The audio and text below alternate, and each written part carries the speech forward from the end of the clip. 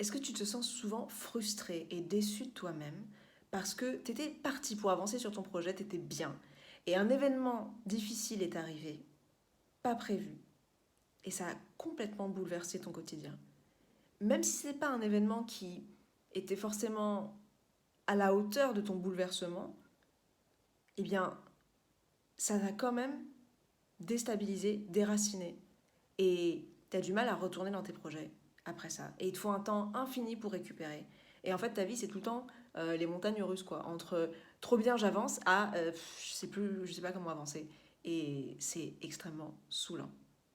Est-ce que tu aimerais te sentir solide, ancré sur tes appuis, inarrêtable, capable de faire face à n'importe quel événement, même imprévu, même difficile, et être capable d'avancer dans tes projets avec constance, tout en restant un être humain, bien sûr, mais que les événements difficiles de la vie ne t'arrêtent plus et ne t'empêchent plus de vivre ta meilleure vie. Si tu te reconnais et que tu veux ça, alors cette vidéo est pour toi. Dans cette vidéo, je vais te présenter une réalité fondamentale et fascinante sur le corps humain, que si tu comprends ça, tu vas pouvoir commencer à transformer ta vie et ne plus rester déstabilisé, désancré après des événements difficiles. La première chose que tu as besoin de comprendre, c'est que ce corps humain, ce corps dans lequel tu te trouves, au naturel, il a la capacité à recevoir un choc émotionnel, un choc difficile de la vie, et de pouvoir évacuer le stress qu'a généré ce choc. Mais chez les animaux domestiques, et nous sommes des animaux qui avons été domestiqués, cette capacité-là est réduite, voire des fois elle est annihilée. Et du coup, quand on vit un choc, on n'a plus la capacité de pouvoir retrouver la confiance et la détente qu'on devrait avoir au naturel. Qu'est-ce qu'il advient du stress qui n'est pas parti du coup et qui reste là et qui empêche de se sentir détendue et confiante? Ce stress s'engramme dans le corps, dans certaines zones particulières, et des fois ça se généralise. Et il va rester là, tant que il n'est pas évacué. Il reste dans le corps. Même si l'événement s'est passé il y a des années, ça reste dans le corps. Et ce stress se transmet de génération en génération, tant qu'il n'est pas évacué. Est-ce que tu sens venir le problème? S'il y a des individus qui, de génération en génération en génération, accumulent du stress sans savoir comment l'évacuer, au bout d'un moment, on devient des boules de stress. On a accumulé une quantité de stress complètement malsaine dans notre corps. Et on n'a même plus le recul et la capacité de voir que c'est un problème. Parce que nos parents étaient pareils, parce que nos grands-parents étaient pareils, parce que notre environnement de vie, on connecte avec des gens qui ont le même niveau de stress. Donc du coup, on a l'impression que c'est 100% normal en fait. Mais en fait, c'est pas du tout normal. C'est pas naturel de se sentir tout le temps timide, nerveux, anxieux, dans l'appréhension, d'être désorganisé, maladroit, chaotique, tête en l'air, effacé, dépressif. Ce n'est pas naturel d'être dans ces énergies-là, d'être dans ces émotions-là. Et le problème, c'est que comme on s'est habitué de génération en génération à avoir ce type de comportement, ça devient même un trait de personnalité et on se dit, bon, bah voilà, moi je suis comme ça, je suis timide, je suis une personne timide, je suis une personne effacée. C'est quelque chose que, voilà, ça fait partie de ma personnalité, quoi. Ouais, moi je suis désorganisée, j'ai souvent la tête en l'air, j'arrive pas forcément à me concentrer, mais en gros, voilà, c'est pas grave, c'est comme ça que je suis. Bon, j'imagine que si tu regardes cette vidéo, c'est que tu fais pas partie de la team de on peut pas changer et y a rien à faire. Déjà, je pense que tu as un niveau de conscience qui fait que tu sais que l'être humain et son potentiel peut se développer et qu'il y a certains traits de caractère qui peuvent être changés. Parce que ce ne sont pas des traits de caractère qui sont innés et qui sont le reflet de ton âme, mais ce sont des traits de caractère qui sont nés de traumatismes, d'un manque de capacité à réguler le stress et de plein de petites choses qui peuvent se mettre en travers de notre confiance et de notre résilience. Alors, comment faire pour retirer ce stress qui s'est accumulé depuis tant de générations, tant d'années, et qui nous empêche du coup de rester alignés, focus, organisés pour avancer dans nos projets et pour pouvoir se sentir bien, tout simplement, dans sa vie? Tout d'abord, il faut effectuer un déménagement émotionnel et identitaire. Et ça, c'est un concept hyper important. En fait, là, concrètement, ton corps, un de ses rôles, c'est de stabiliser les choses. Et donc, Lui, là, le stress, ça fait super longtemps qu'il est là. Donc il a stabilisé ce stress à l'intérieur de toi. Et il a stabilisé aussi les croyances au sujet de qui tu es, de comment tu fonctionnes, de comment tu réagis aux situations. Il a enregistré tout ça, il a stabilisé tout ça.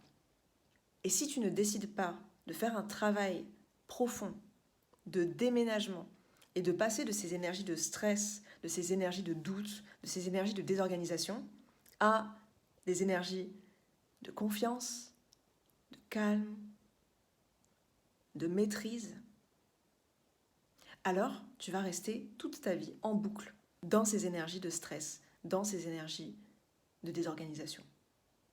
Et vraiment, ce n'est pas quelques petits exercices de yoga, des petits exercices de respiration qui vont suffire à faire ce déménagement. Vraiment, c'est un phénomène qui s'est installé de manière très profonde dans le corps et dans l'esprit.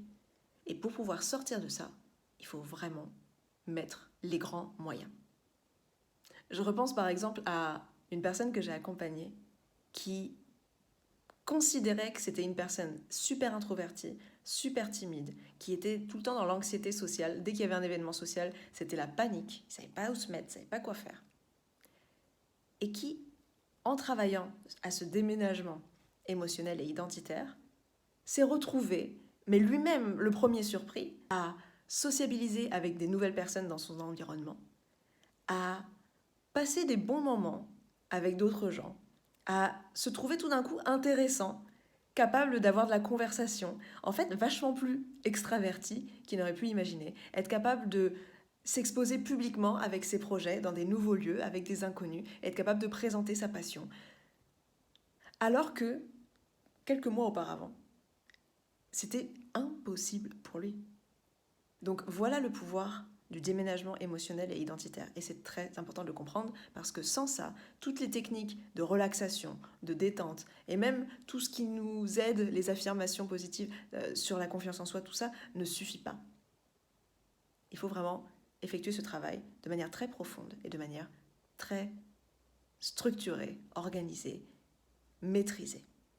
Ensuite, il y a une deuxième chose qui va t'aider à sortir de cet état de stress continu et intégré à l'intérieur de toi. Et c'est super important aussi parce que c'est une compétence à maîtriser.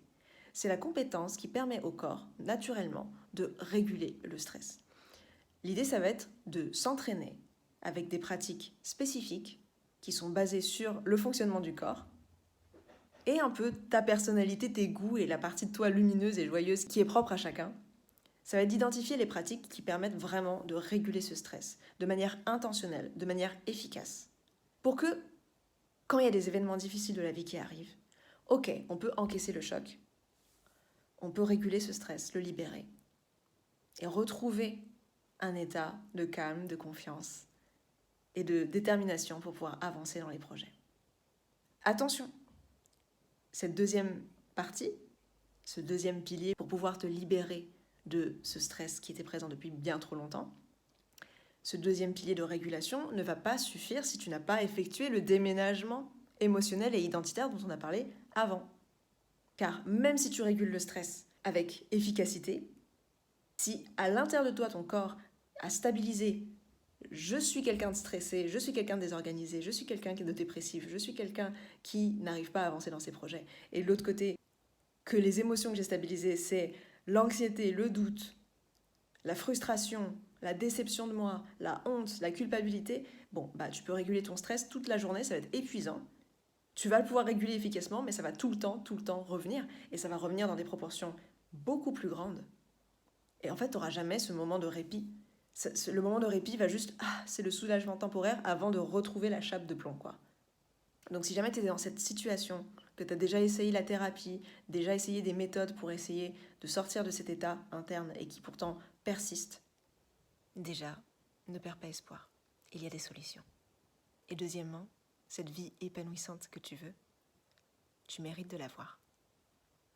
Et tu peux la construire.